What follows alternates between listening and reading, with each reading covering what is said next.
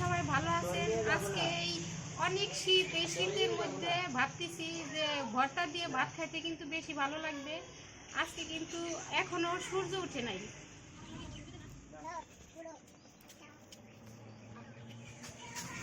আজকে রান্না করবো এই যে আমাদের পদ্মা নদীর মাছ, খসল্লা মাছ, দো পেঁয়াজা করব।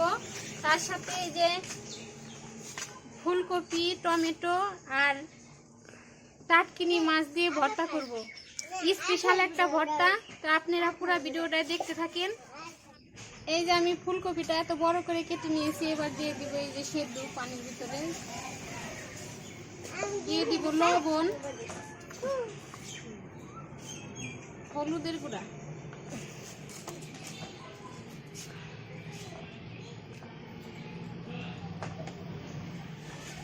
এবার ঢাকনা দিয়ে ঢেকে দিব।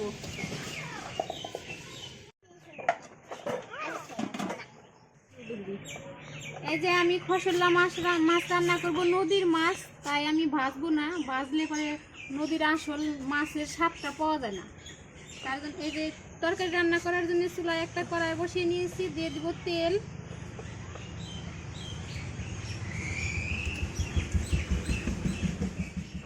তেলটা খুব ভালোভাবে গরম হয়ে গেছে। এবার দিয়ে দিব পেঁয়াজ কুচি,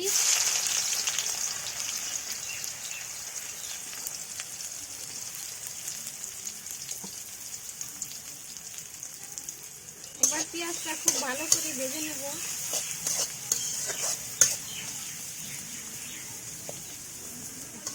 পেঁয়াজটা ভাজা হইতে হইতে ততক্ষণ আমি মাছ কিছু মশলা দিয়ে মাখিয়ে নেব।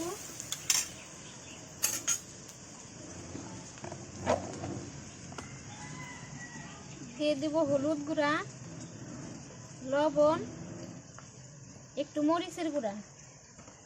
এবার এই মশলার সাথে মাছ খুব ভালো করে মাখিয়ে নিব, যেন লবণ মরিচ মাছের ভিতরে ঢুকে যায়। মাখিয়ে কিছুক্ষণ সময় রেখে দিব।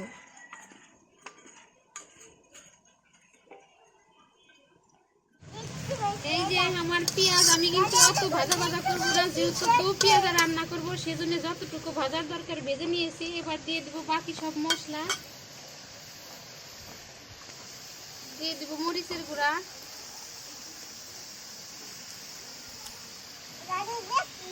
পরিমাণ মতো লবণ,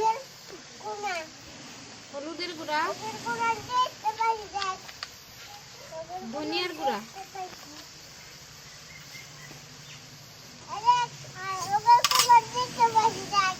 এবার দিয়ে দিব আদা রসুন জিরে বাটা।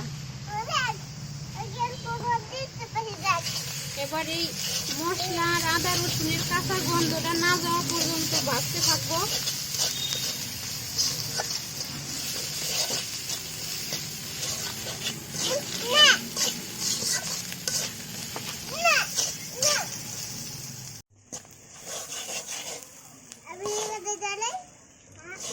এই যে আমার আদা রসুন কিন্তু খুব ভালোভাবে ভাজা হয়ে গেছে, আদা রসুনের কাঁচা গন্ধটা চলে গেছে। এবার দিয়ে দিব অল্প একটু পানি,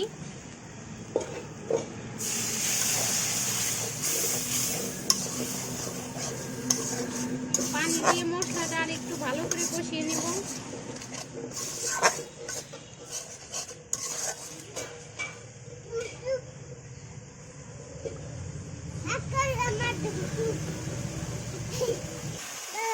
এবার দিয়ে দিব আমি এই যে কয়েকটা কাঁচামরিচ কাটে নিয়েছিলাম, দিয়ে দিব।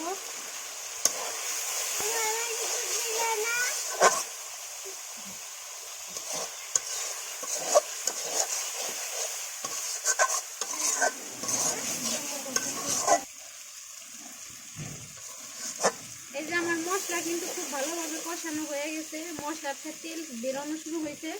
এবার দিয়ে দিব এই যে আমি মশলা দিয়ে যে মাখিয়ে রাখছিলাম মাছ, দিয়ে দিব মাছ,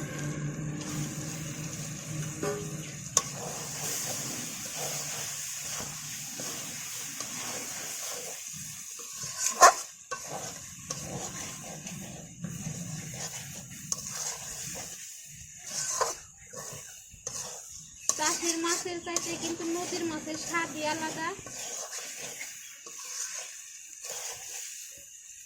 দিয়ে দিব অল্প একটু পানি, পানি দিয়ে মাছটা একটু কষিয়ে নেব।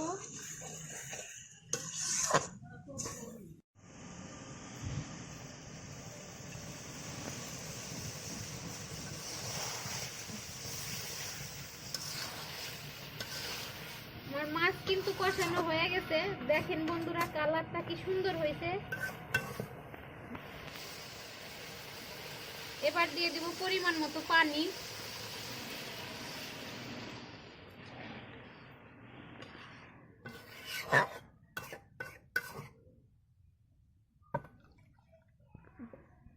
এবার ঢাকনা দিয়ে ঢেকে দিব।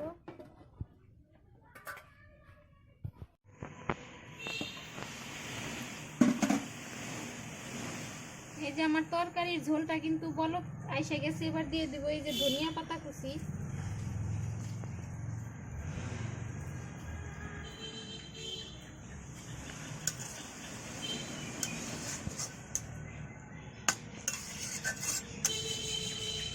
আবারও ঢাকনা দিয়ে ঢেকে দিব। এই যে আমার খসল্লা মাছের দো পেঁয়াজা রান্না রেডি হয়ে গেছে। এবার ঢেলে নিব।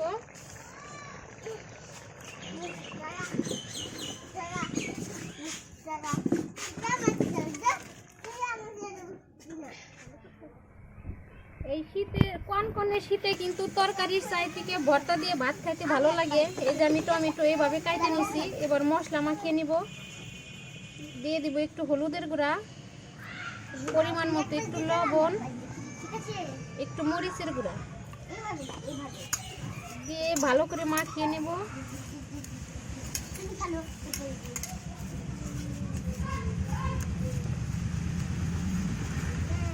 এই যে টমেটো ভেজে নিব, সেজন্য কড়াই বসাই নিয়েছি চুলায়। দিয়ে দিব তেল।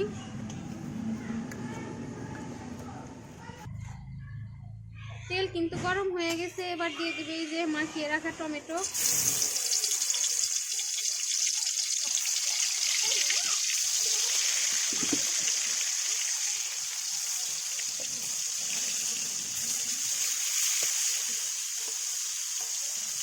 এবার এই টমেটো পাশে ওপাশে উল্টে পাল্টে ভালো করে ভেজে নেব।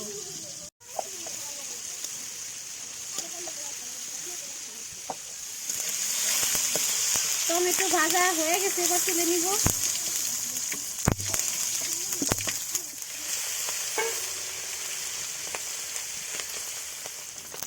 আমার মাছগুলাও কিন্তু খুব ভালোভাবে ভাজা হয়ে গেছে, তুলে নিব।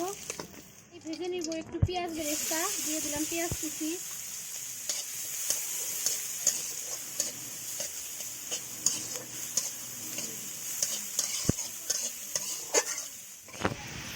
আমার পেঁয়াজ ভাজা কিন্তু হয়ে গেছে, এবার তুলে নিব।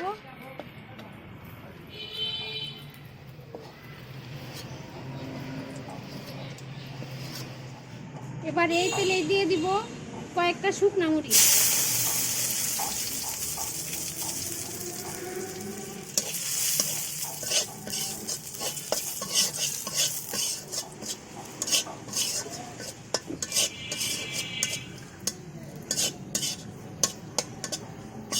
ভাজা হয়ে গেছে, তুলে নিব। এই যে মাছ ভাজা রাখছি, এবার এই মাছের কাঁটাগুলো ছাড়িয়ে নেব।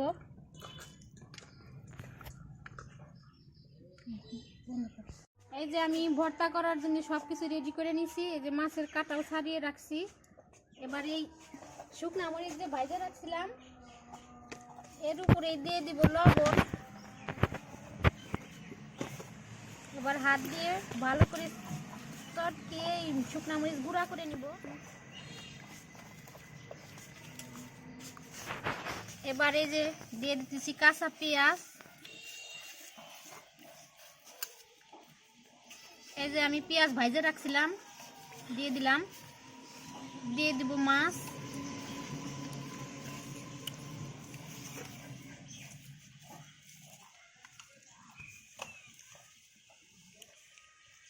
এই যে আমি যে ফুলকপিটা সেদ্ধ করে রাখছিলাম দিয়ে দিব।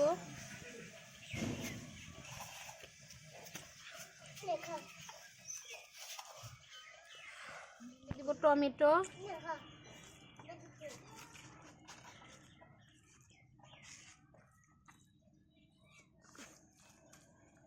কাঁচামরিচ, ধনিয়া পাতা কুচি। এবার সব কিছু একসাথে ভালো করে মাখিয়ে নিব।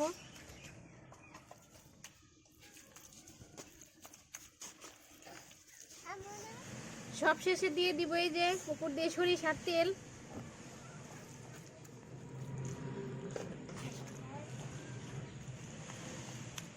যে আমার ভর্তা কিন্তু একেবারে রেডি। এই ভর্তা দিয়ে কিন্তু 1 প্লেট ভাত 1 নিমেষেই খাওয়া যাবে।